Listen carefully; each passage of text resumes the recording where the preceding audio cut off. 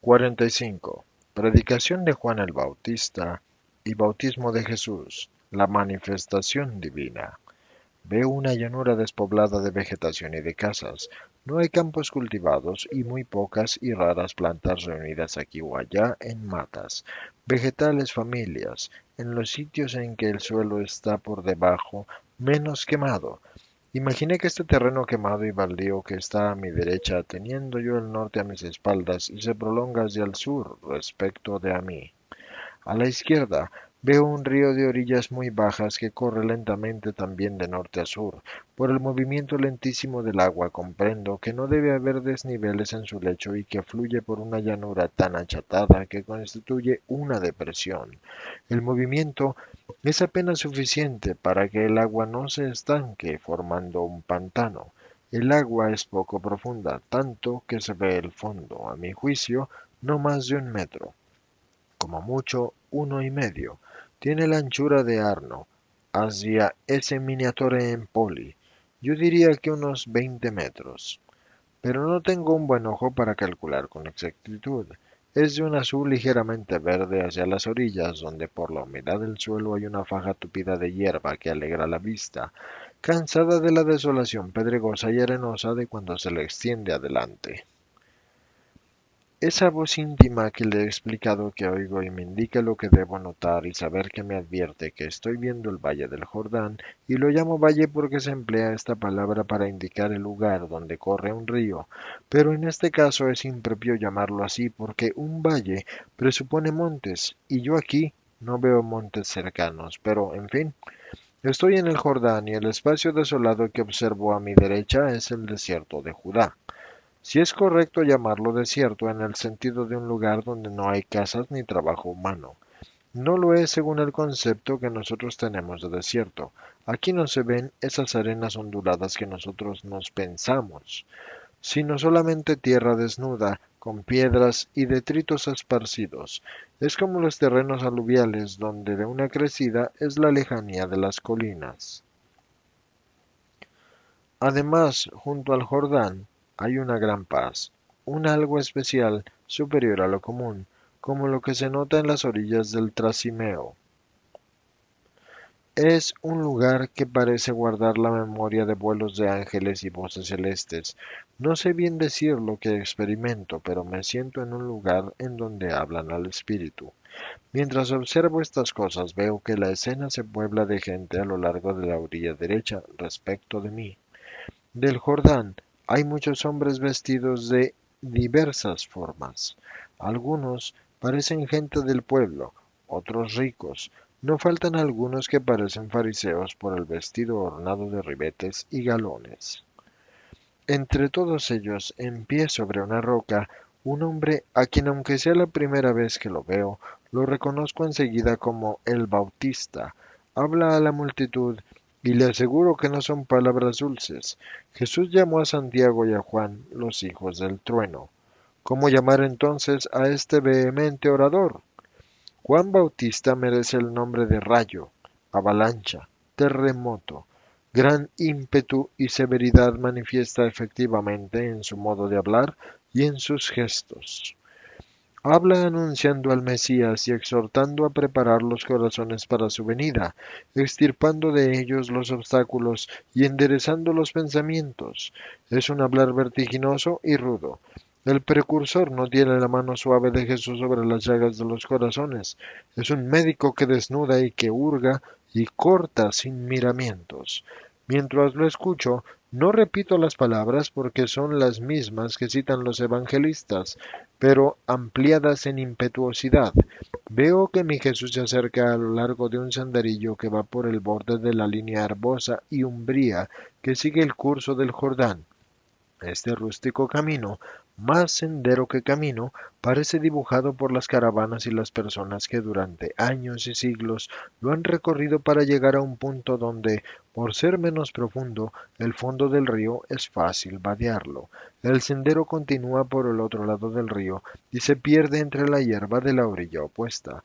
Jesús está solo. Camina lentamente acercándose a espaldas de Juan, se aproxima sin que se note y va escuchando la voz de trueno del penitente del desierto, como si fuera uno de los tantos que iban a Juan para que los bautizara y a prepararse para quedar limpios para la venida del Mesías. Nada le distingue a Jesús de los demás, parece un hombre común por su vestir, un señor en el porte y la hermosura, mas ningún signo divino lo distingue de la multitud. Pero diríase que Juan ha sentido una emanación de espiritualidad especial, se vuelve y detecta inmediatamente su fuente, baja impetuosamente de la roca que le servía de púlpito y va deprisa hacia Jesús, que se ha detenido a algunos metros del grupo apoyándose en el tronco de un árbol. Jesús y Juan se miran fijamente un momento.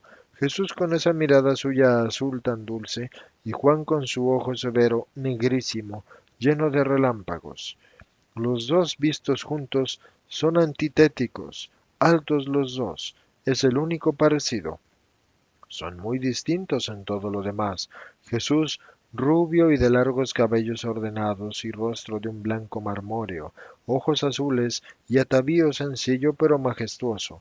Juan, hirsuto, negro cabello, y negro además él, y los cabellos le caen lisos sobre los hombros, lisos y desiguales en largura, negra barba, rala y le cubre casi todo el rostro, sin impedir que su velo, que se noten los carrillos, ahondados por el ayuno, negros ojos febriles, obscuro de piel y bronceado por el sol y por la intemperie, oscuro por el tupido vello que lo cubre. Juan está semidesnudo con su vestidura de piel de camello, sujeta a la cintura por una correa de cuero, que le cubre el torso cayendo apenas bajo los costados delgados y dejando descubiertas las costillas en la parte derecha. Esas costillas cubiertas por el único estrato de tejidos que es la piel curtida por el aire, parecen un salvaje y un ángel vistos juntos. Juan, después de escudriñarlo con su ojo penetrante, exclama: He aquí el Cordero de Dios. ¿Cómo es que viene a mí mi Señor? Jesús responde lleno de paz, para cumplir el rito de la penitencia. Jamás, mi Señor, soy yo quien debe ir a ti para ser santificado, y tú vienes a mí. Y Jesús, poniéndole una mano sobre la cabeza, porque Juan se había inclinado ante él, responde: Deja que se haga como deseo, para que se cumpla toda la justicia, y tu rito sea inicio para un más alto misterio, y se anuncia a los hombres que la víctima está en el mundo. Juan lo mira con los ojos dulcificados por una lágrima, y le precede haciendo hacia la orilla. Ahí Jesús se quita el manto y la túnica, y la prenda interior, quedándose con una especie de pantalón corto, y luego baja al agua, donde ya está Juan que lo bautiza, vertiendo sobre su cabeza el agua del río tomada con una especie de taza que lleva colgada del cinturón, y que a mí me parece como una concha o una media calabaza secada y vaciada. Jesús es exactamente el Cordero, Cordero en el candor de la carne, en la modestia del porte, en la mansedumbre de la mirada. Mientras Jesús remonta la orilla y después de vestirse, se recoge en oración, Juan lo señala ante las turbas y testifica que lo ha reconocido por el signo que el Espíritu de Dios le había indicado como la señal infalible del Redentor. Pero yo estoy polarizada en mirar a Jesús orando, y solo tengo presente esta figura de luz que resalta sobre el fondo de la hierba de la ribera. Dice Jesús. Juan no tenía necesidad del signo para sí mismo. Su espíritu, presantificado desde el vientre de su madre, poseía esa vista de inteligencia sobrenatural que habrían poseído todos los hombres sin la culpa de Adán. Si el hombre hubiese permanecido en gracia, en inocencia, en fidelidad para con su Creador, habría visto a Dios a través de las apariencias externas. En el Génesis se lee que el Señor Dios hablaba familiarmente con el hombre inocente y que éste no desfallecía ante aquella voz y no se equivocaba al discernirla. Era destino del hombre ver y entender a Dios, justamente como un hijo con su padre, pero después vino la culpa y el hombre ya no se ha atrevido a mirar a Dios, ya no ha sabido ni ver ni comprender a Dios, y cada vez lo sabe menos. Pero Juan, mi primo Juan, quedó limpio de la culpa, cuando la llena de gracia se inclinó amorosa a abrazar a Isabel, un tiempo estéril, entonces fecunda. El pequeñuelo saltó de júbilo en su seno, sintiendo caérsele de su alma la escama de la culpa, como costra que cae de una llaga que sana. El Espíritu Santo, que había hecho de María la Madre del Salvador, comenzó su obra de salvación a través de María, vivo sagrario de la salvación encarnada sobre este niño que había de nacer destinado a unirse a mí, no tanto por la sangre cuanto por la misión que hizo de nosotros, como los labios que forman la palabra. Juan los labios, yo la palabra. Él el precursor en el Evangelio y en la suerte del martirio, yo quien perfeccionaba, con mi divina perfección, el Evangelio, comenzado por Juan y el martirio por la defensa de la ley de Dios. Juan no tenía necesidad de ningún signo, pero la cerrazón de los demás lo requería. ¿En qué habría fundado Juan su aserción, sino sobre una prueba innegable que a los ojos y oídos de los tardos hubiesen percibido? Tampoco yo tenía necesidad de bautismo, pero la sabiduría del Señor había juzgado que ese era el momento y el modo del encuentro, e induciendo a Juan a salir de su cueva de desierto y a mí a salir de mi casa, nos unió en esa hora para abrir sobre mí los cielos de donde habría de descender el mismo paloma divina sobre aquel que bautizaría a los hombres con tal paloma, y el anuncio, más potente que el angélico, porque provenía del Padre mío. Este es mi Hijo muy amado, con quien me he complacido, para que los hombres no tuvieran disculpas o dudas en el seguirme o en el no seguirme. Las manifestaciones del Cristo han sido muchas. La primera después del nacimiento fue la de los magos, la segunda en el templo, la tercera en las orillas del Jordán. Después vinieron las infinitas otras que te daré a conocer, porque mis milagros son manifestaciones de mi naturaleza divina, hasta las últimas de la resurrección y la ascensión al cielo. Mi patria quedó llena de mis manifestaciones como semilla esparcida a los 4 puntos cardinales.